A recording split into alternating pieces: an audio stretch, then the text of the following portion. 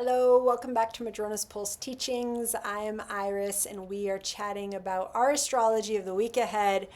We are talking about July 28th through August 3rd because August is upon us. Time is not slowing down, it is speeding up somehow. And this week we have two major shifts that are happening. We have Chiron stationing retrograde at 27 degrees of Aries. This is happening on July 30th. And we also have Venus entering Cancer, which is, depending where you are, it could be the 30th, could be the 31st. So those are kind of two major shifts. There's also some other things that I want to chat about. I really hope this finds you doing well. We are coming out of a kind of big week with that Leo new moon. I also just want to say for folks that on the last video I invited folks to kind of put intentions in the chat, share work that you're doing. It was just really beautiful to read through all of your comments. So just thank you to folks that were kind of contributing there. I am sorry that I did not know that YouTube did not allow you to post your websites, though there were workarounds, which is what we do. Okay, but I'm going to move. You just saw Charlotte's tail. She is here. I'm going to move into this astro forecasting for the week. Let's weave some narratives. Okay. Now, we come into this week, that Chiron is going to station retrograde on the 30th. So we come into this week with this standstill Chiron energy at the 27th degree of Aries. I posted about this the other day, and a lot of people had some pretty strong responses that they were really feeling this. So, and also for anyone out there that is currently in your Chiron return, you are really going to feel this because Chiron is stationing retrograde around your natal Chiron. And if you have any placements right around 27 degrees of Aries, opposite in Libra, square in cardinal, or it's square in the cardinal signs of Cancer or Capricorn, you're also going to be feeling this, but this is part of the collective energy for all of us. And Chiron in Aries is on, wherever transiting Chiron is, and we've been working with Chiron in Aries for years, it is helping us to ultimately heal very deep, wounded layering of our sense of self, of feeling entitled to go after what our fire burns for, of taking up space, of even being able to connect to our kind of Aries wants a gut drive instinct, especially if we journey with complicated stories and narratives of trauma interlaced with social marginalization. It can take years and decades to unravel a lot of the lessons we've been taught that distance us from even feeling our kind of Aries instincts. And Aries wants to move from instincts. And this is Chiron, who wants this to be a deep soul resonance of your sense of self. Okay, Chiron is deeper than any story of this life. Chiron is deeper than any of the surface kind of frustrations that we fall into. Chiron is deep energy. And so transiting Chiron is bringing up, as it's in the standstill, this can bring up tender woundings and layers of that sense of self. It also can just be self-doubt. It can be kind of like a visceral longing for the self that's coming up, and we don't necessarily even have the name for what we're longing, but the feeling of longing is there. Longing and the grief attached to longing is part of Chiron. And so as we're moving through the beginning of this week, and literally all week, because it's going to be a few days after that retrograde before we kind of begin to integrate into the retrograde signature with Chiron, it can be some of that kind of gear grinding, but again, it's beneath the surface, but it's beneath the surface of the self, and it is the self. So it's a very complicated signature, and you could be feeling it. It could also be changing your energy, changing your mood. Aries is literally our sense of self. It's our body. Remembering that we have some very strong birthing Aries energy happening at that first degree with Neptune and Saturn there. So you might be feeling this Chiron as we come into the week. Also, as we come into the week, speaking of that Saturn is in its exact sextile with Sedna. in Gemini. Okay, so Uranus is there too at the beginning degrees of Gemini, but Saturn is in its literally exact sextile as we enter this week with Sedna. Of course, Neptune is close there, but with Sedna, when something is exact is when it's the strongest, because she is such galactic energy streaming in. And so she brings in this deep transformational healing. But it's a healing that comes through acknowledging our archetypal wounds, of letting go of the stories of wounding, not letting go because they don't have any meaning, but letting go of the identity whose sense of self. I have to share these things as they happen. There's this beautiful little mouse climbing up the vines on the side of the house right now. And I just had to pause. Most people would probably just delete this and just go on, but not Iris. Animal messengers, no, we pause for them.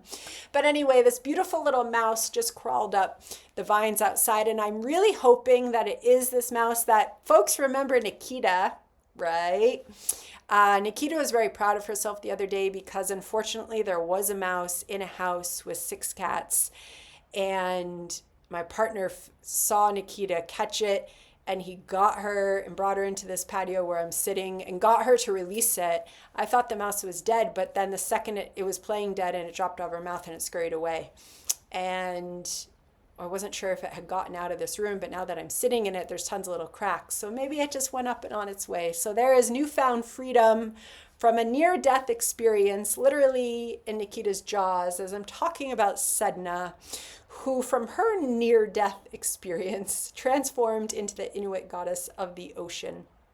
And so she's talking to Saturn, who is retrograde in Aries and is heading back into the Pisces ocean. And yet Sedna has such a role in this outer planet symphony, rebirth, transformative journey that we are all co-creating with the outer planets right now. And she speaks of learning to not identify with the version of ourselves when we were in especially a very wounded survivor place. And the journey out of that place in a non-linear way is a complicated journey. In some ways it never ends, and in other ways it does.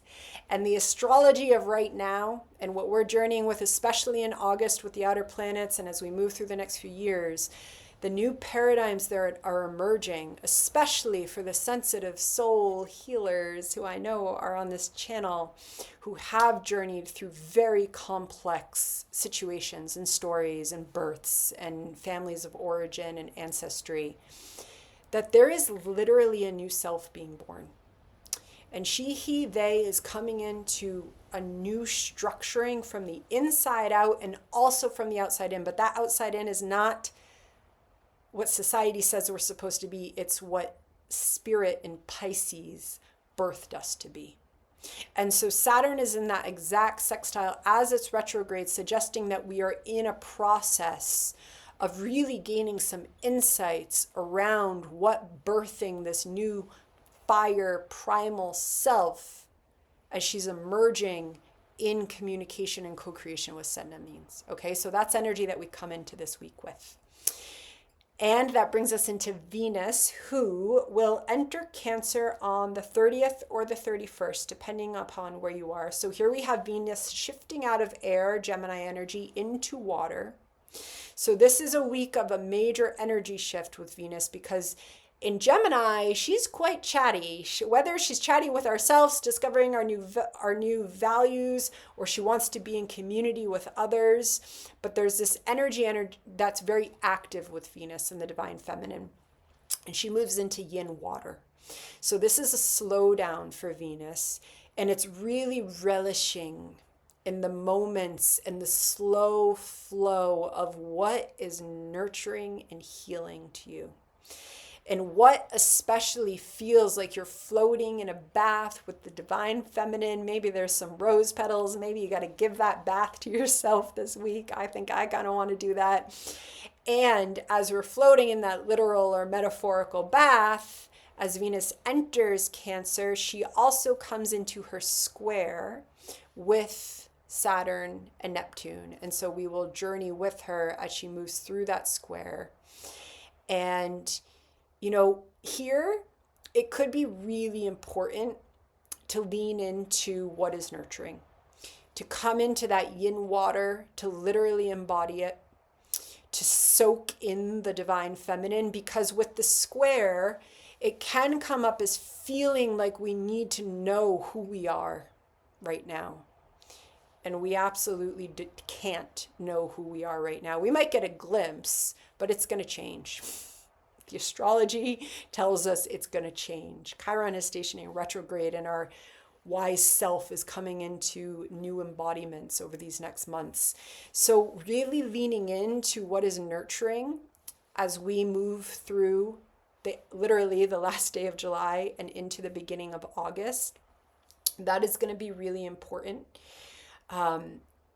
And backing off feeling like you need to understand, even that sextile between Sedna and Saturn. Sedna is in Gemini, so it does bring some of that mental energy into us, but there I'd really use it as the imagination and the stories and the new myths. This is astrology of birthing new myths for ourselves. Okay, that's kind of what for folks who have signed up for the Reclaiming Saturn, the Fire Witch, we're going to be working with that theme of what does it mean to rebirth this myth and this archetype in our own lives now, and where we're heading, and how the energy is supporting us to do that, and the archetypes are supporting us to do that. And so really just feeling in to this dynamic energy as we move through the week. There's also, I did want to mention that August 1st and August 2nd, we're going to have the moon, as it's journeying, move through Scorpio. And we have got this rich, divine feminine energy in Scorpio, because we've got Black Moon, true Black Moon Lilith, Vesta, and Juno, right? And so Vesta and Juno have been on their retrograde journeys. They are integrating in Scorpio. That is the alchemical healer, the alchemical witch reclaimed. It's strong, divine, feminine energy. And the moon is going to pass through that. Okay, so August 1st moving into August 2nd could be also really deep feelings coming up. That's also aligning with Venus having come in to Cancer. So we have that shift and that need to lean into water. But with all that divine feminine energy and the moon passing through it, on the one hand, there is an opportunity for really deep intuition and alchemical work with your kind of depths of yourself, with your ongoing reclaiming journeys, with reclaiming and honoring those witchy heritages, whether that's soul lineage or this life. Usually it's both. And yet the moon can also bring in some really deep emotions. And so also, if you're feeling the depths of emotion, we don't want to get stuck in there. We want to invite the energy to flow. So again, rose petal baths. Again, the journaling practices, literally being by water, anything that breath work that helps bring the flow into you, especially if you do go to some of those depths, reaching out to loved ones, friends, leaning into the intimacies. Scorpio is the sign of intimacy, but the intimacies that you don't have to show up performing or pretending. August 1st and 2nd are not days to go to places where you have to pretend. This energy is real. Okay, Juno has been on a retrograde and is now going forward so that she doesn't have to pretend, so that she can honor her depths and they can come into her commitments. She no longer has to just put up a pretty face and be the beautiful, perfect wife of Zeus, who's a horrid husband. No, she owns it. And from that owning and honoring her own needs and emotions and intimacies and betrayals, she stands so much taller, and she's not afraid of herself. And that's the secret of Scorpio. Scorpio gets talked about fear and manipulation. The secret of Scorpio is not fearing one's own depths. And once one makes peace in that alchemical process that is the Scorpio is never still. When Scorpio's frozen, it's in an incredible survival mode. And then it's going to usually, if it's actually been frozen, scorpionic energy, it's going to spend years, if not decades, learning to flow. And from there, it discovers not to fear itself. And that's the key of scorpionic intimacy. And then it can flow and merge with others in a way that is quite natural and intuitive and beautiful. And so all of that is what Juno has been learning about within herself so that she can show up in commitments in a new way. And Vesta, of course, is bringing that healer spirit that brings in a little bit of a softness to the depths and shows us how being with our own experiences, even our own experiences of betrayal, again, when we love ourselves and have intimacy with ourselves, and Vesta's been through her retrograde, that's when we invite the healer up through our own sense of self. And then Black Moon Lilith is, of course, there. And in Scorpio, she's been taught that she's too wild, she's too dark, she's too this, she's too mysterious, and she is just owning herself there. Okay, and again, that's true Black Moon Lilith that I work with, not the mean. And then the moon comes in, and it brings us deep into the emotions of all of that. So you might also need a little bit of time alone then, especially with Venus shifting, and or, again, those folks that really bring the divine feminine energy into you, okay? So there we have it. I'm going to leave it with that. I am sending lots of love at the end. She remembers another announcement. We are approaching the end of July. By the time you're watching this, it could even be August. And so I mentioned the 2 workshops that I have in my last video. I'll link everything below. There's the Reclaiming Fire Witch workshop. There's the Astro Witching Our Ways Through Healing, which you have to join free on Patreon, and you'll see how to access that. That's by donation.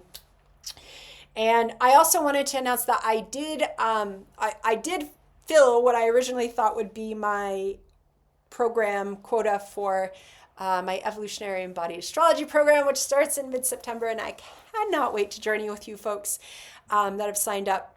And I also opened it for more because we have a lot of folks who are doing it. They're only going to be able to come sometimes because they're in totally different time zones. So I've opened up more spots in that. So if you're kind of thinking about doing it, you can do it. And you can always reach out and email questions. And with that, I'm going to leave you, and lots of love. Bye-bye.